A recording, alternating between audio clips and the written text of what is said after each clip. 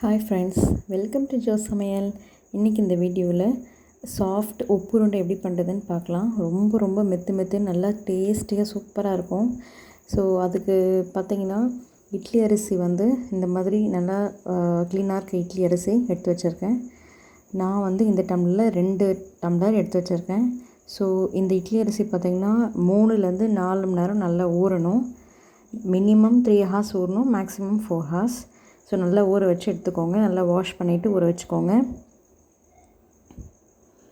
Next பார்த்திங்கன்னா mixie ஜார்லேயும் நம்ம அரைச்சிடலாம். நான் தண்ணி ஊற்றி நல்லா தண்ணியாக தான் அரைக்கணும். ஏன்னா நம்ம கடாயில் போட்டு கலர் தான் போகிறோம், அதனால் திக்னஸ் கொடுத்துரும். ஸோ ரொம்ப நைஸாக அரையக்கூடாது. இந்த மாதிரி நொய்யாக இருக்கணும். ஒரு பாத்திரத்தில் ட்ரான்ஸ்ஃபர் பண்ணிக்கோங்க. ஸோ நெக்ஸ்ட்டு அதே மாதிரி இன்னொரு கொஞ்சம் அரிசி போட்டு தண்ணி ஊற்றி நல்லா ஃபைனாக அரைச்சிக்கோங்க. ரொம்ப பேஸ்ட்டு மாதிரி அரைச்சிங்கன்னா ரொம்ப முழுக்கு மாதிரி நல்லா இருக்காது. ஸோ கொஞ்சம் நொய்யாக அரைச்சா தான் நல்லா சாஃப்டாக வரும். ஸோ இந்த அளவுக்கு நொய்யாக அரைச்சிக்கோங்க. தண்ணி ரொம்ப அதிகமாக ஆகிட்டாலும் கவலையே வேண்டாம். ஏன்னா நம்ம போட்டு கலரும் போது ஆட்டோமேட்டிக்காக தண்ணி சுண்டிடும். ஸோ பாருங்கள், இந்த கன்சிஸ்டன்சியில் இருக்கணும். அந்த நொய்யாக இந்த மாதிரி கரெக்டாக இருக்கணும். ஸோ மாவு அரைக்கிறதுல தான் இருக்குது, மற்றபடி செய்கிறது ரொம்ப சிம்பிள். தேங்காய் 2 முழு தேங்காய் நான் எடுத்திருக்கேன். ஒன்று பெரிய தேங்காய், இன்னொன்று குட்டி தேங்காய். ஓரளவுக்கு கொஞ்சம் மீடியம் சைஸ் ஒன்று, மீதி இன்னொன்று குட்டி. ஸோ ஆக மொத்தத்தில் 4 முடி. 4 அந்த பாதி தேங்காய் உடச்சோன்னா 2 வரும் இல்லையா? ஸோ அந்த 2 + 2 4 முடி தேங்காய் எடுத்திருக்கேன். ஸோ நல்லா இப்போ அடியில் தங்கியிருக்கோம் இல்லையா? அதனால் 2 நல்லா கலக்கி வச்சுக்கலாம். இப்போ தாளிக்கிறதுக்கு எல்லாமே எடுத்து வச்சுருக்கேன். கடாயில் தேங்காய் ஆட் பண்ணிக்கோங்க, ரொம்பவே டேஸ்டியாக இருக்கும். கடுகு போட்டு தாளிச்சிக்கலாம். நெக்ஸ்ட்டு கடலப்பருப்பு போட்டிருக்கேன். நெக்ஸ்ட்டு உளுத்தம்பருப்பு எல்லாமே ஒரு டேபிள் ஸ்பூன் ஃபுல்லாக போட்டுக்கோங்க.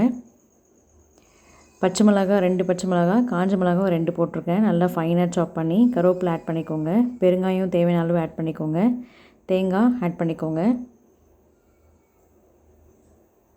3லேருந்து 3.5 கப் வரைக்கும் நீங்கள் தேங்காய் எடுத்துக்கலாம். இல்லை அந்த டம்ளர் அளவுனா கூட உங்களுக்கு 3 இல்லை 4 டம்ளர் கூட நீங்கள் தேங்காய் நம்ம எவ்வளோ போடுறோமோ அவ்வளோ டேஸ்ட்டாக சூப்பராக இருக்கும். ஸோ தேங்காய் நல்லா வதங்கட்டும். ஒரு 2 மினிட்ஸ் நல்லா வதக்குங்க. வதக்கிட்டோன்னே இந்த நம்ம அரைச்சி வச்சுருந்தோம் இல்லையா மாவு, அது தண்ணியாக அப்படியே கரைச்சி இதில் ஊற்றிடலாம். தேவையான உப்பு ஆட் பண்ணிக்கோங்க. இந்த டைமில் ஆட் பண்ணிவிட்டு நல்லா கிளறி விடுங்க. சிம்லேயே வச்சு கிளறி விடுங்க, இல்லைனா அடிப்பிடிக்க சான்சஸ் அதிகமாக இருக்குது. ஸோ சிம்லேயே வச்சு கிளறும் போது பார்த்திங்கன்னா உங்களுக்கு அப்படியே கெட்டியாகிட்டே வருது பாருங்கள். இதிலே உங்களுக்கு 80% குக் ஆகிடும். நல்லாவே மாவு 80% குக் ஆகிடும். அதுக்காக நம்ம கிளறி விட்டுகிட்டே இருக்கணும், இல்லை அடிப்பிடிச்சிடும். பார்த்திங்களா நம்ம எவ்வளோ தண்ணி ஊற்றுறோம், பட் ஆனால் எவ்வளோ திக்காகிட்டு பாருங்கள், நல்லா திக்காகிட்டே வருது. ஸோ நம்ம விடாமல் கிளறி விட்டுகிட்டே இருக்கணும். இன் பிட்வீன் நீங்கள் உப்பு இருக்கான்னு செக் பண்ணிக்கோங்க. சால்ட்டு கம்மியாக இருந்துச்சு அப்படின்னா அகைன் நீங்கள் ஆட் பண்ணிக்கலாம். ஸோ ஃபைனலாக கொத்தமல்லி ஆட் பண்ணி நல்லா கிளறி விடுங்க. மாவு நல்லா வேகணும். 70 to 80% இதுலேயே நல்லா வேகணும். ஸோ அதுக்காக தான் நம்ம இப்போ கிளறோம்.